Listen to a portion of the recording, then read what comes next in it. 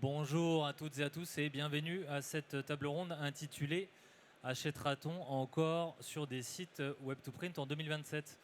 Alors derrière ce titre un peu provocateur se cache une réalité qui bouscule l'ordre établi. Cette réalité évidemment c'est l'IA et plus particulièrement les modèles dits LLM, l'IA conversationnelle dont l'exemple le plus connu et utilisé est évidemment ChatGPT. Alors au-delà d'aider des étudiants un peu fainéants ou des journalistes comme moi en panne d'inspiration, parfois, les IA prennent aussi un virage e-commerce.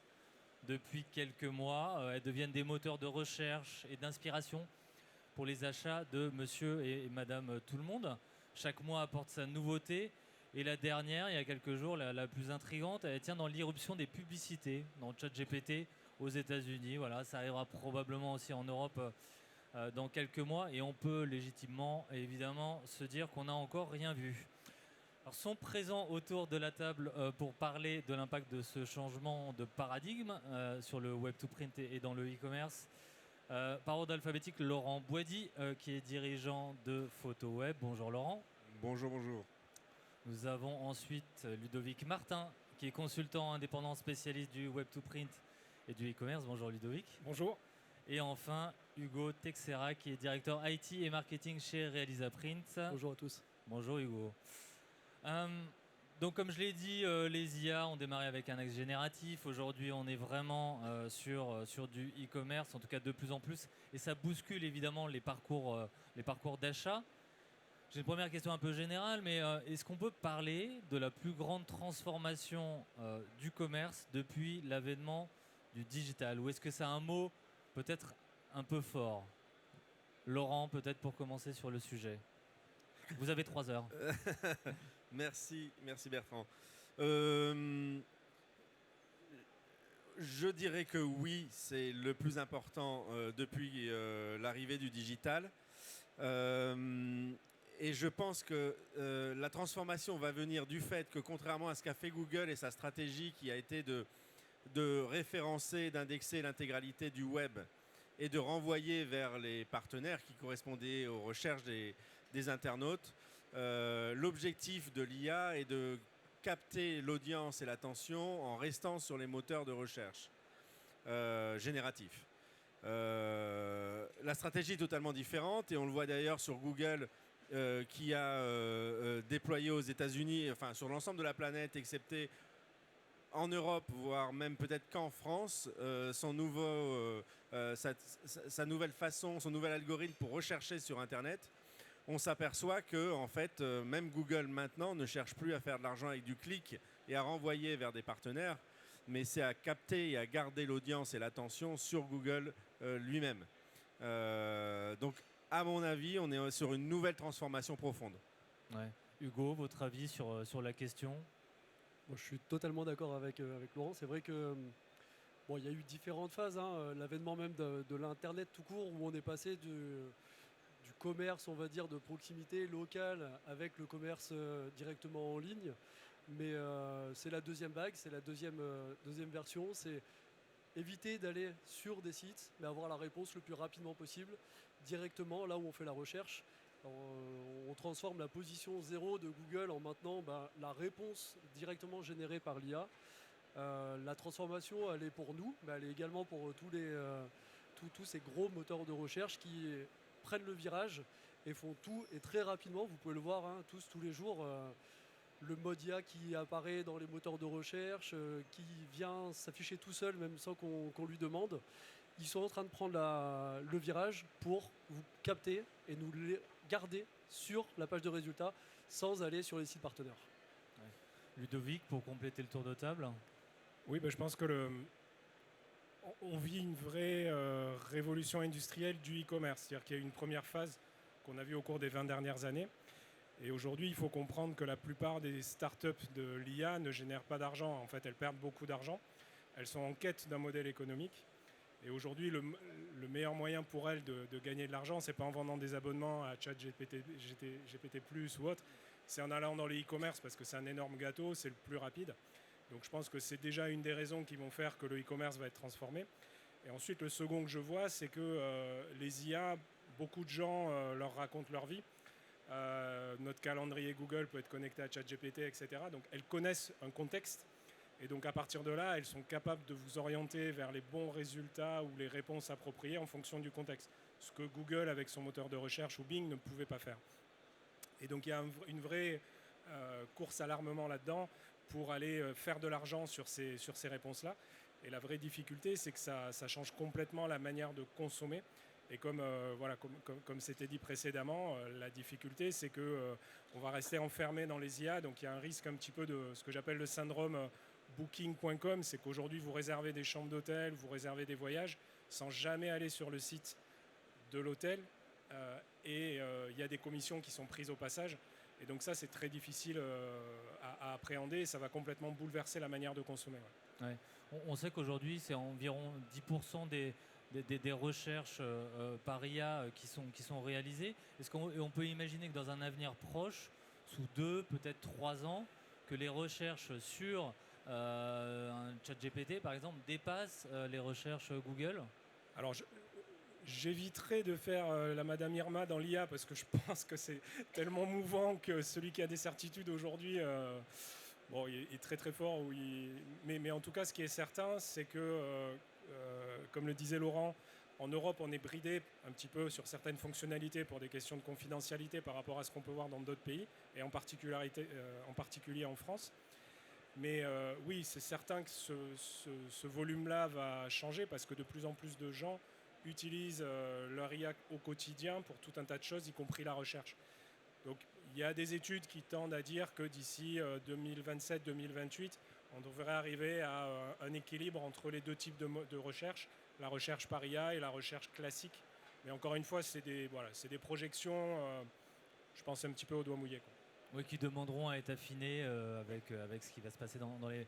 Un complément Oui, Laurent? je vais compléter. Il y a un point qui a été marquant et qui n'est jamais arrivé depuis la création du web, c'est que les moyens de paiement, c'est-à-dire Mastercard, Visa et American Express, se sont entendus sur un algorithme qui permettra aux IA de passer commande directement depuis un chat GPT. Vous n'aurez pas besoin d'aller sur le site pour payer.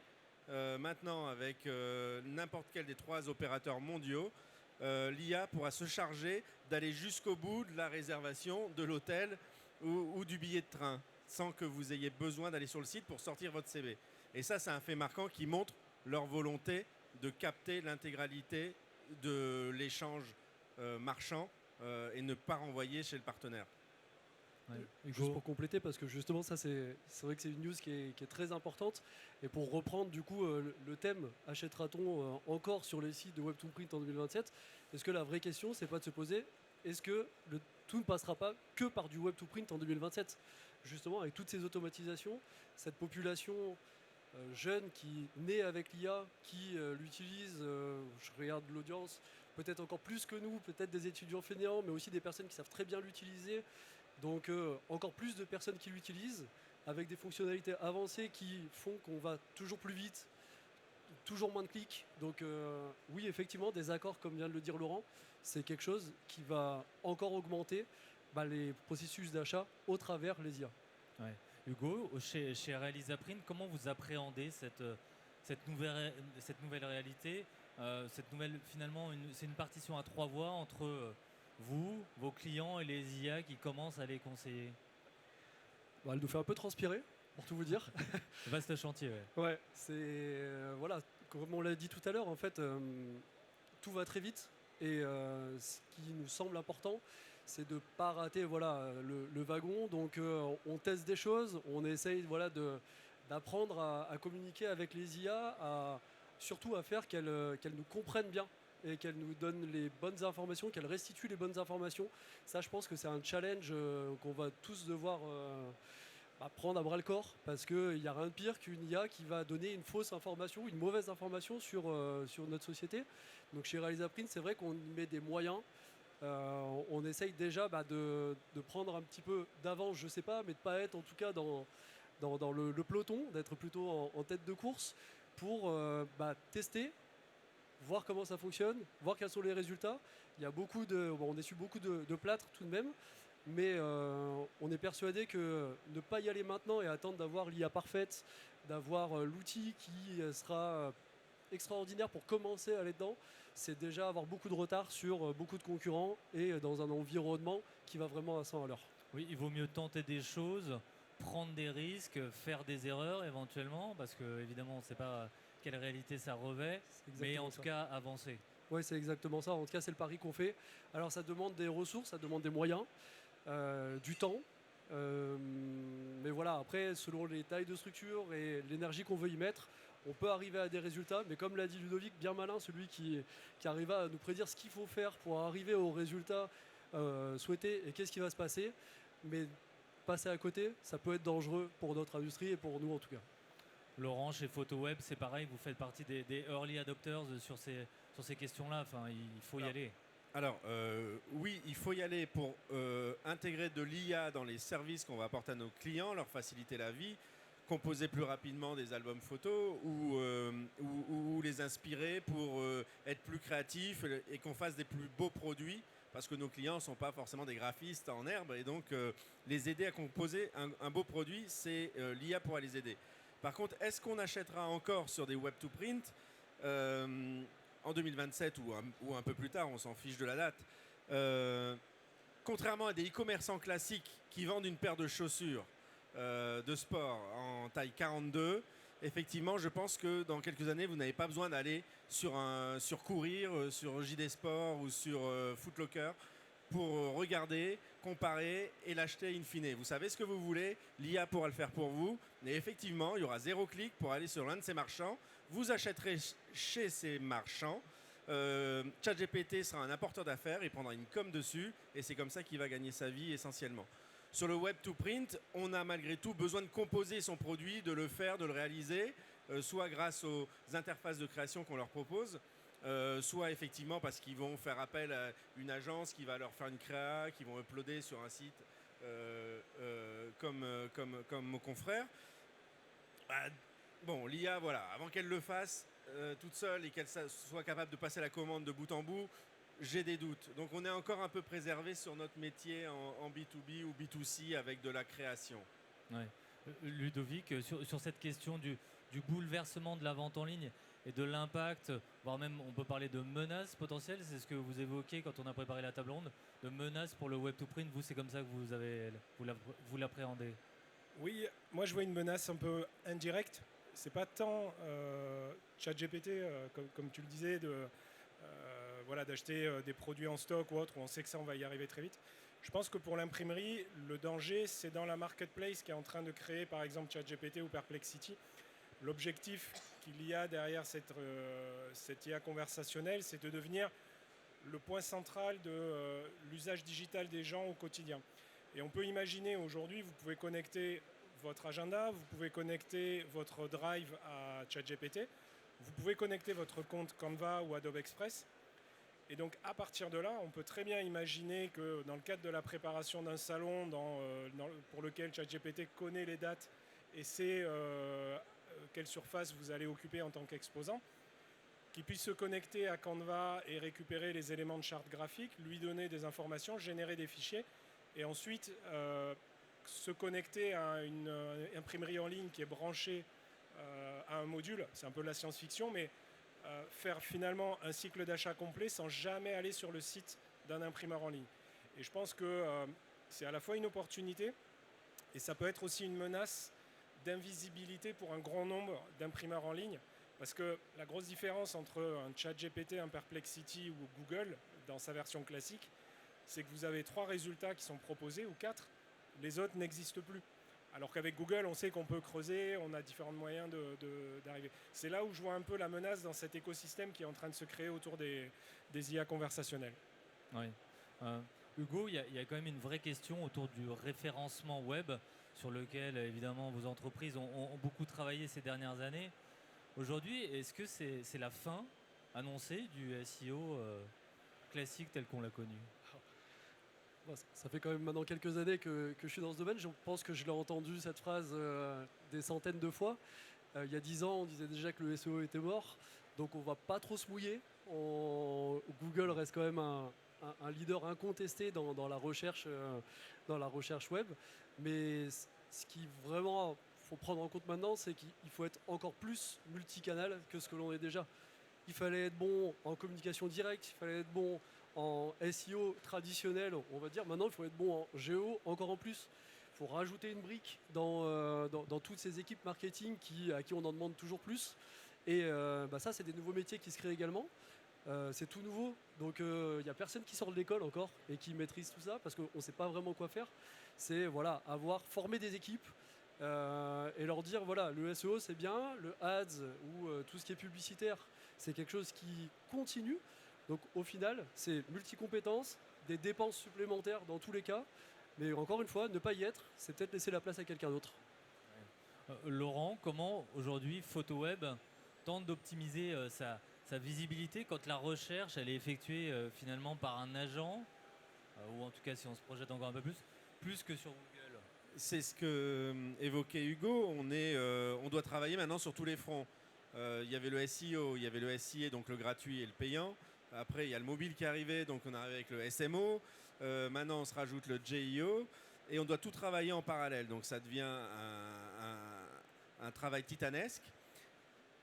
Ce qu'on voit aussi, c'est que malgré tout, il ne faut pas lâcher le SEO parce que finalement, les IA se nourrissent de ce qu'elles trouvent sur le web. Donc, le ranking que l'on peut avoir sur du Google ou sur du Bing, c'est important parce que les IA vont, si vous êtes référent dans le SEO, finalement, elles vont se servir de ça pour vous ressortir aussi et vous citer dans le retour qui est le meilleur site pour fabriquer un livre photo, par exemple. Et effectivement, si je sors bien déjà sur Google ou Bing, ou si je suis bien noté avec les étoiles, si j'ai des bons avis Trustpilot, etc., l'IA il se nourrit de ça pour dire en fait, effectivement, PhotoWeb a l'air une bonne marque pour réaliser ton livre photo. Donc, il ne faut pas du tout lâcher le SEO parce que c'est ce qui nourrit quand même malgré tout aujourd'hui les LLM, quoi. Oui. Ludovic, sur ce sujet-là? Oui, moi je suis tout à fait d'accord. Je pense que le SEO, c'est un peu comme le latin et le grec à l'école, quoi. Quand vous avez ces bases-là, ça servira pour tout et c'est une base solide et saine. Après, c'est des variations, c'est des adaptations parce que il semble que les IA aient des modes d'exploration un peu différents, mais je dis bien il semble parce que c'est des boîtes noires et tous les matins les avis changent. Par contre, comme le disait Hugo, il faut l'intégrer dès à présent. Et je pense qu'une des clés, c'est d'expérimenter pour se faire sa propre religion soi-même. Il y a tellement de gens qui ont des avis différents. On a nos fils LinkedIn qui sont remplis de personnes qui vont vous expliquer que le SEO est mort et qu'il y a ça cette semaine qui est sorti puis que ça va changer la vie. Qu'au final, on est complètement perdu. Donc, il faut investir un petit peu du temps, un petit peu d'argent. Il faut tester des choses, voir si ça génère des résultats et surtout comprendre les mécaniques qu'il y a derrière, les dynamiques et se préparer à ce nouveau monde qui s'ouvre dans le commerce électronique. Oui. Et ce que disait Hugo, c'est que ça demande de plus en plus de moyens, ça demande de plus en plus de temps, avec des équipes qu'on ne peut pas faire grossir non plus de façon exponentielle. La nouvelle complexité aussi, c'est qu'avant, grosso modo, on avait Google qui trustait l'intégralité du marché, Bing qui avait 3% du marché, basta. Là, aujourd'hui, en fait, quand vous travaillez, comme les LLM ne sont pas tout à fait les mêmes, vous devez essayer de plaire à Gemini, à ChatGPT, à Perplexity ou à Claude, etc., etc. Donc en fait, vous devez après éprouver le travail que vous faites un peu en back-office pour voir les résultats qui sortent sur l'ensemble des LLM du marché parce que aujourd'hui, on ne sait pas lequel va prendre. Il faut être bien sur Gemini et il faut être bien sur ChatGPT, mais ça va tellement vite que il faut tester et ça devient exponentiel les tests en fait. Ça devient exponentiel avec toutes ces LLM différentes. Oui. On a parlé donc du SEO classique, on a commencé à parler du GEO. Est-ce qu'il y a une possibilité d'hybridation, Ludovic, entre les deux? Alors, vous parliez notamment de chatbot IA qui pourrait réussir à mêler les deux et qui peut sembler être une porte de sortie intéressante. Je pense que en fait, les technologies même de e-commerce vont évoluer. On voit par exemple Shopify qui est très proche et très bien intégré dans ChatGPT. Il y a forcément des modèles communs qui vont émerger. Et même Google lui-même va évoluer et probablement que Gemini deviendra un composant natif du moteur de recherche. Donc c'est certain qu'il va y avoir des rapprochements entre les deux. Mais encore une fois, aujourd'hui, on voit des expérimentations de certains éditeurs, parfois un peu en collaboration, d'autres un peu en opposition. Il n'y a pas encore de véritables standards. Donc oui, il faut expérimenter et il est probable que des standards émergent d'ici 1 an ou 2. Mais à l'heure actuelle encore, pour moi, c'est encore très prématuré, quoi. Ouais. Il y a une chose sur laquelle on est à peu près sûr, c'est que la question en 2026, elle est plus seulement évidemment de séduire le consommateur, mais aussi de séduire les agents IA.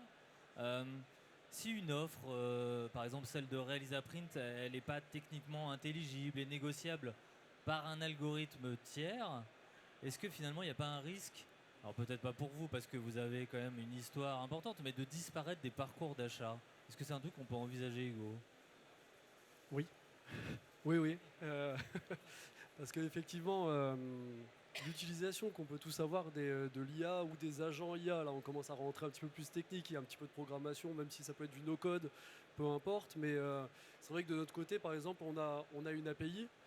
C'est vrai que cette API-là, on aime bien la soumettre également aux différentes IA parce que l'IA, ce qu'elle veut, c'est quelque chose de structuré, de carré, avec une réponse claire, sans entourloupe, on va dire. Et lorsqu'on travaille avec une API, c'est exactement ça. C'est du code, de l'informatique, c'est carré, c'est tout ce qu'elles aiment.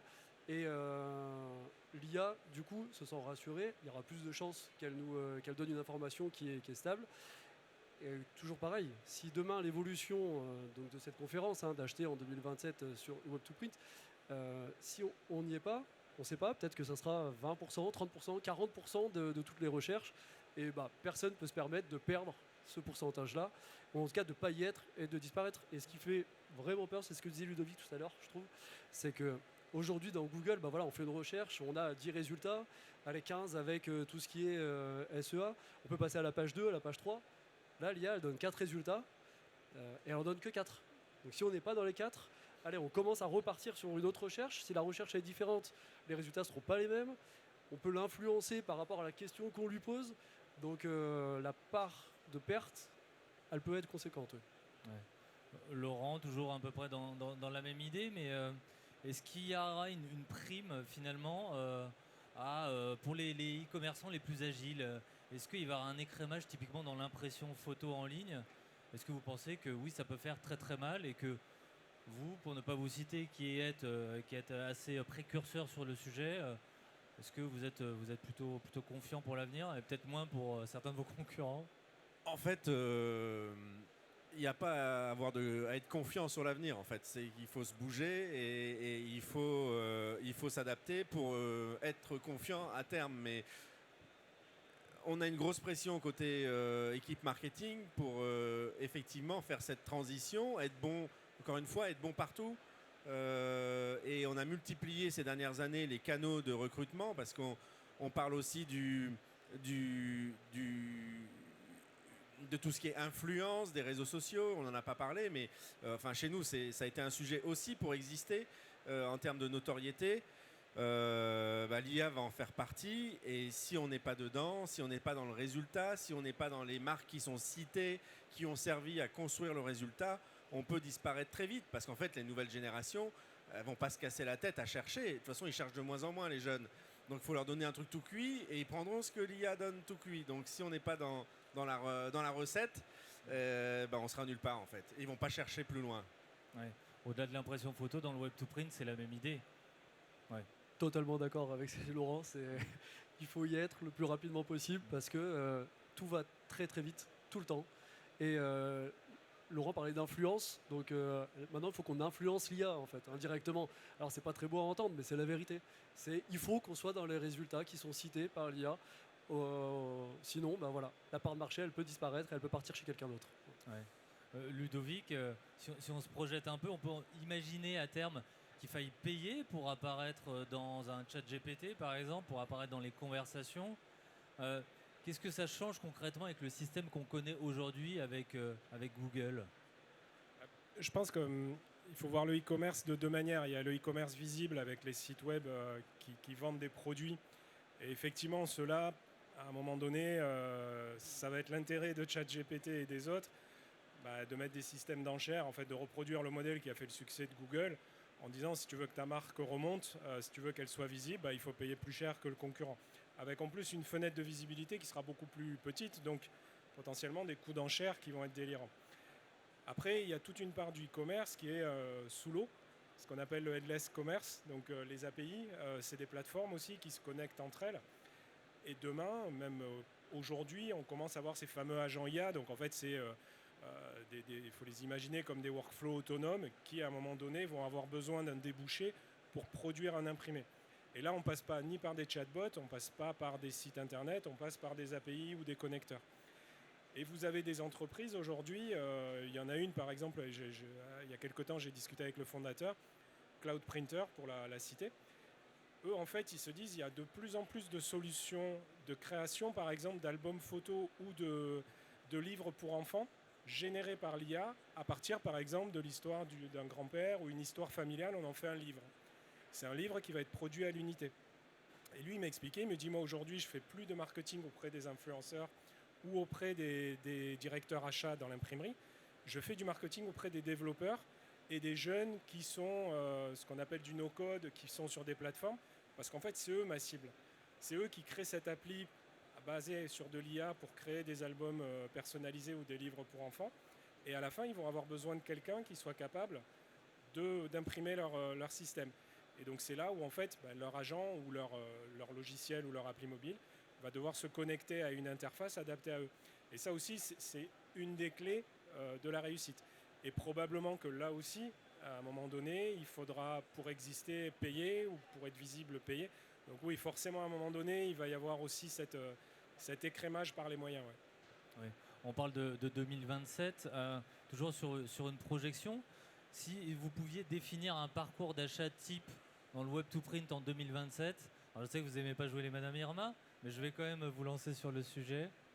Bien, moi je le vois interroger, ou même sans interroger, c'est avoir connecté l'ensemble de ses outils, sa CRM, son agenda, son drive à ChatGPT ou à Copilot ou Gemini, et commencer à se dire ok, je suis responsable marketing, je dois venir sur un événement, je fais des portes ouvertes dans mon entreprise.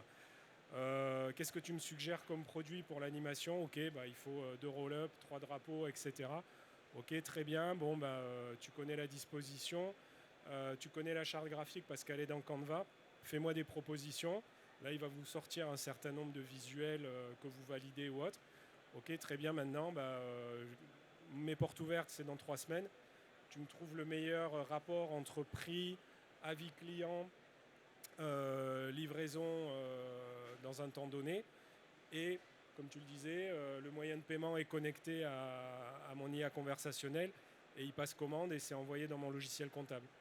Ça peut être un parcours ou ça peut être se dire tu envoies un mailing personnalisé au client dans ma CRM qui correspond à ce segment et il va générer ça. Je fantasme un peu, mais je pense qu'on va y arriver.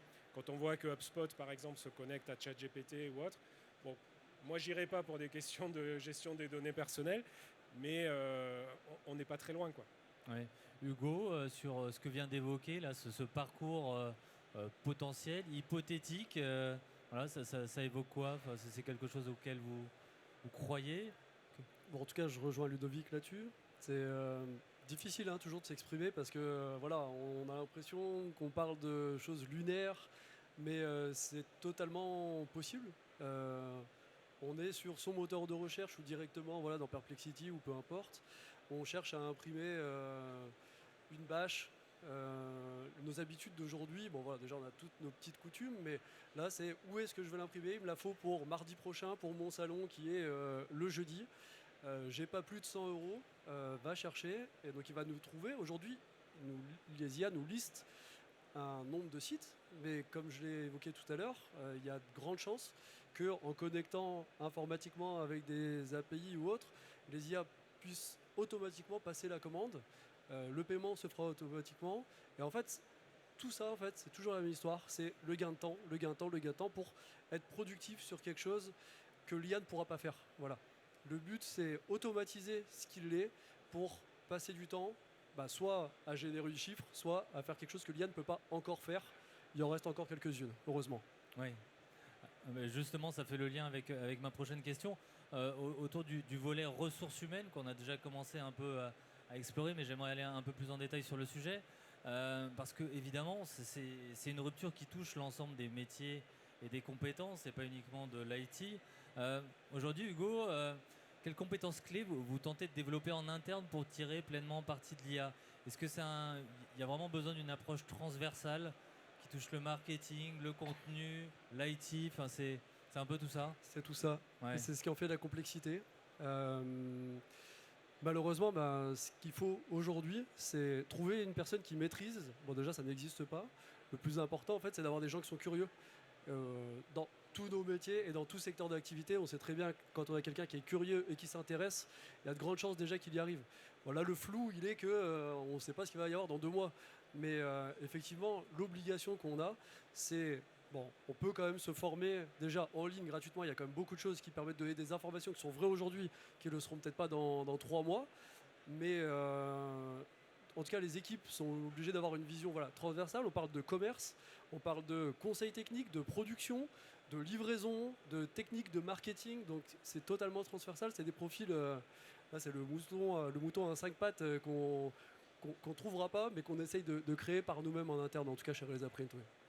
Oui. Et chez PhotoWeb, Laurent, vous vous basez aussi sur les mêmes équipes, ou vous recrutez également, ou c'est plutôt vraiment en interne que Non. les choses On se passent? avait, il y a 6-7 ans, j'avais constitué une équipe IA en interne en me disant qu'il fallait qu'on développe nos modèles, etc. Et puis avec l'arrivée de ChatGPT, ça a tout transformé. En fait, on n'a pas besoin d'avoir des ingénieurs en algorithmes, d'intelligence artificielle, etc. En fait, on a besoin d'avoir des gens, comme l'a dit Hugo, curieux.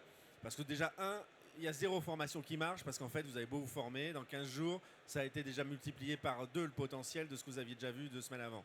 Donc ça sert à rien, il faut être curieux et tout le temps le nez dedans, parce que ça évolue. Du coup, notre enjeu, il est effectivement d'avoir des personnes qui se sentent concernées par le sujet, qui ont envie d'apprendre, qui ont envie de faire bouger les choses. Et c'est une formation continue, et c'est une évangélisation des collègues autour, parce qu'on a toujours les sceptiques, ça ne marchera jamais, c'était mieux avant, etc. Donc il faut montrer qu'effectivement, on gagne quand même 80% du boulot. Il reste effectivement toujours les 20% qu'on a besoin de rajouter à la patte manuelle, et que si on veut tout faire à 100% de l'IA, les 20 derniers pourcents vous consomment un temps fou pour arriver à régler les LLM au pile poil comme vous voulez. Donc en fait, il faut essayer de faire les 80% et les 20% avec l'humain. Et puis on a derrière ça une nécessité de ne pas être dépendant d'un seul modèle LLM. Donc tout ce que l'on fait, c'est toutes les API que l'on crée aujourd'hui, qui discutent avec des LLM, on est capable de les switcher, de passer d'un Gemini à un ChatGPT ou à un Claude ou à un autre. Parce que, en termes d'évolution, il y a toujours une nouveauté qui arrive qui fait que l'un est meilleur pendant 15 jours et après l'autre le rattrape, etc. Et puis après, il y a des questions de coût aussi, quand même. Ça coûte de l'argent. Les tokens, les informations, les échanges, les jetons qu'on va avoir avec les LLM. Il suffit qu'il y ait une LLM qui disrupte le marché parce qu'elle allège ses modèles et ça coûte beaucoup moins cher. Vaut mieux passer un moment chez tel modèle. Et puis après, l'autre revient en course et il réduit ça. Quand 1 million de tokens, il y a 5 ans, coûtait $120. Donc vous faisiez pour $120 un million d'échanges. Quand ChatGPT est arrivé, c'est tombé à $100 le million de tokens. D'accord ? Aujourd'hui, donc 3 ans après, on est à 30 centimes le million de tokens. $120, 30 centimes en 5 ans. Donc vous ne pouvez pas être marié avec un LLM, il faut prendre à chaque fois et être opportuniste sur qui baisse les prix. C'est comme le stockage. Ouais. Tout ce qui est évoqué là, ça semble assez lourd comme ça quand on le voit de loin, Ludovic, avec toutes ces actions à mettre en place. Donc c'est un coût financier, c'est un coût humain, etc. Et on sait que les industries graphiques sont essentiellement composées de TPE, de PME. Comment les entreprises de ce type de profil peuvent s'emparer, ou en tout cas déjà ne pas prendre peur et se dire ok, je peux commencer à lancer des trucs peut-être de façon incrémentale. Enfin, par quoi commencer? Est-ce que c'est fait pour tout le monde? Enfin, parce qu'il faut y aller, mais bon, après il y a la réalité aussi des choses. Tout à fait, ouais. Mais c'est un petit peu comme, je pense, on devait avoir à peu près ce même débat il y a 20 ans autour du web to print. Est-ce que je vais dans le e-commerce? Est-ce que c'est pas trop gros pour moi? C'est des investissements. Quel va être le retour sur investissement? On s'est rendu compte que finalement, c'est comme la Française des Jeux, quoi, hein. C'est que 100% des gagnants ont essayé. Bon, il y en a beaucoup qui se sont trompés. Je pense que dans tous nos parcours, il y a eu énormément d'erreurs, mais des erreurs qui permettent de comprendre, d'apprendre, de prendre de l'avance. Aujourd'hui, la chance qu'il y a avec l'IA, c'est que ne faut pas faire de l'IA pour faire de l'IA. Il y a beaucoup d'entreprises dans lesquelles on se dit on lance un projet IA parce que ça rassure le conseil d'administration, ça fait bien. C'est comme le RSE, c'est qu'il faut le faire d'abord pour soi, pour ses clients, pour répondre à des problématiques. Et si on décompose dans l'entreprise des problématiques auxquelles on est confronté au quotidien ou qui sont des goulets d'étranglement, qu'on tente de les résoudre et que l'IA peut aider à les résoudre, là souvent on se rend compte que la marche elle n'est pas si élevée, que la complexité elle n'est pas si forte et qu'il existe plein de petites solutions. Je vais vous prendre un exemple pour moi qui est un des plus triviaux et le plus à la portée de PME qui font du web to print concrètement, c'est celui d'un chatbot. Un chatbot, aujourd'hui, on peut en créer pour des budgets très raisonnables, soit complètement à partir de plateformes en ligne, soit avec des entreprises qui sont spécialisées là-dedans ou qui font des logiciels de desk et qui permettent de vous aider à créer ça. Bon, un chatbot, ça va vous permettre, par exemple, de soulager vos équipes d'ADV ou de support client à des moments de pic. Ça va vous permettre d'écrémer en traitant en automatique des questions triviales sur du suivi de commande, sur des choses assez simples, pour garder les questions à valeur ajoutée, pour lesquelles il y a un vrai besoin, avec des humains. Il n'est pas du tout question, pour moi, enfin en tout cas je ne le vois pas comme ça, de se dire l'IA remplace l'humain. Non, elle permet de traiter les choses à faible valeur ajoutée et de mettre en relation des humains entre eux pour des questions vraiment utiles. Donc en l'abordant de cette manière et en testant et en expérimentant à hauteur de ses moyens, on se fait sa propre religion, on trouve des opportunités et on développe sa culture. Donc il faut faire attention, c'est comme, je reviens à cet exemple, le e-commerce il y a 20 ans, il y avait des entreprises qui vous vendaient des sites pour 100 000 €, etc. Il y a des entreprises qui se sont cassées les dents dessus. Il faut le faire à hauteur de ses moyens et voilà, il faut répondre à un besoin et toujours dans l'intérêt du client. Voilà. Ouais. Est-ce que cette révolution aussi du e-commerce, Ludovic, est-ce qu'on peut imaginer qu'elle puisse booster le business global du print dans le sens où certains annonceurs pourraient être tentés justement pour se reconnecter avec leurs clients, d'aller vers du physique? Vous, c'est quelque chose auquel vous croyez? Oui, alors j'en parlais ce matin avec Isabelle par exemple et d'autres personnes. Je crois qu'on arrive quand même à un point d'usure. Je pense que l'IA a accéléré, c'est qu'on a tous 50 000 notifications. Je pense qu'on est tous là à se dire, on est en conférence, mais combien j'ai reçu de notifs ou combien. Enfin, voilà, on parle souvent, on dit ouais, les jeunes ils sont mobilisés par leur téléphone. Non, c'est toutes les générations. L'autre fois dans la salle d'attente du médecin, j'étais effaré de voir qu'il n'y avait que des seniors autour de moi qui étaient tous sur leur téléphone. Et je pense qu'on est tous à ce niveau-là et on atteint un seuil où c'est trop. Et l'IA accélère ça et le rend encore plus prégnant. Et puis d'un point de vue purement marketing, le problème c'est cette fenêtre de visibilité des marques qui se réduit. C'est-à-dire qu'aujourd'hui sur des requêtes, il y a des marques qui seront complètement exclues des résultats qui soient naturels ou payants. Mais ces marques-là, elles ne vont pas arrêter leur activité parce qu'elles sont invisibles sur ChatGPT. Ces marques-là, elles vont devoir continuer d'exister, elles vont devoir continuer de vendre. Et là, l'imprimeur et les professionnels de la communication, pour moi, ils doivent ressortir des cartes qui ont fonctionné il y a 20 ans dans la vente à distance, du bon vieux marketing direct, de l'asile colis, peut-être de nouveau du prospectus en boîte aux lettres, du bus mailing, des choses qu'on ne fait plus, mais qui sont extrêmement efficaces, qui sont beaucoup moins chères que certains coûts par clic. Parce que quand je vois des entreprises qui mettent 10 € sur certaines enchères Google, avec 10 €, vous faites un très très beau mailing adressé à une personne en particulier avec une vraie expérience. Et puis je pense qu'on va redécouvrir aussi un marketing un peu plus respectueux, qui ne vous observe pas quand vous le regardez, qui prend le temps de vous créer une expérience avec des effets tactiles, avec des odeurs, avec un effet d'ouverture. Et ça, c'est des choses que le digital ne pourra pas proposer. Donc, dans le grand balancier des modes marketing, je pense que le print va revenir dans les prochaines années comme un élément tangible dans la relation au client. Ouais.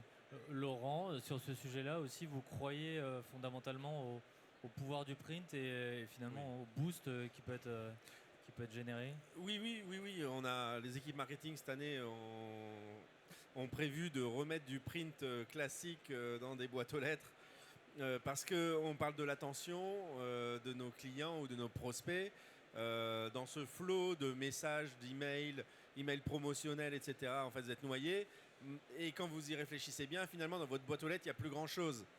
Donc vous retrouvez de l'attention lorsque vous ouvrez votre boîte aux lettres, vous avez une enveloppe, 2 mailings, en fait votre mailing pour le coup il va être vu, vous avez le temps de le regarder tranquillement, vous pouvez le sublimer, vous pouvez rapporter plein de petites choses, des petits détails qui vont faire que tiens ouais.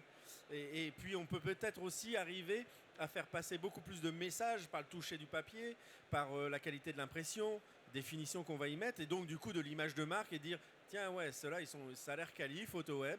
Et puis avec le QR code qui maintenant a été compris par tous grâce au Covid, vous n'avez qu'à scanner, pas besoin de taper l'URL, etc. Donc ça simplifie l'expérience pour passer du print au digital. Et là, l'expérience, ça devient globale, totale et ultra simple. Donc oui, on a envie de redonner plus de poids au print. Ouais.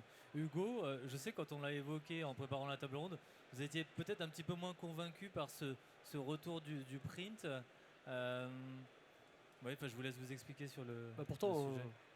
Réaliser print en tant qu'imprimeur en ligne, on espère vraiment. Évidemment. C'est que c'est toujours un petit peu difficile de s'avancer, c'est surtout ça. Mais nous, en tout cas, c'est quelque chose qu'on n'a jamais arrêté. C'est-à-dire que même si, effectivement, on l'a dit, il faut être partout, il faut être présent partout, surtout sur le web. Mais on a toujours continué à envoyer faire du marketing direct. Je pense que l'ultra personnalisation, l'ennoblissement. Bon, là-dessus, je pense qu'on est tous d'accord pour dire que c'est ce qui va faire la différenciation. Donc, on va essayer de capter le client ou le prospect via des canaux. Peut-être que justement, les différents acteurs vont délaisser pour essayer d'aller full web ou IA et ainsi de suite. Mais aujourd'hui, c'est toujours... vraiment, c'est difficile de se prononcer par rapport à ça, même si on le souhaite de tout cœur, justement, pour l'ensemble du domaine et du marché, c'est que y ait quelque chose d'un petit peu plus naturel, plus respectueux, exactement, loin des écrans, mais plus dans du concret et du toucher. Moi, je crois beaucoup en ce qu'a dit Laurent, justement, le sensationnel, ça peut être de l'olfactif, ça peut être beaucoup de choses qui vont nous permettre de nous différencier. C'est surtout ça, parce que être là où il y a tout le monde, faire la même chose, comment est-ce qu'on fait la différence? Comment est-ce que les IA vont faire la différence?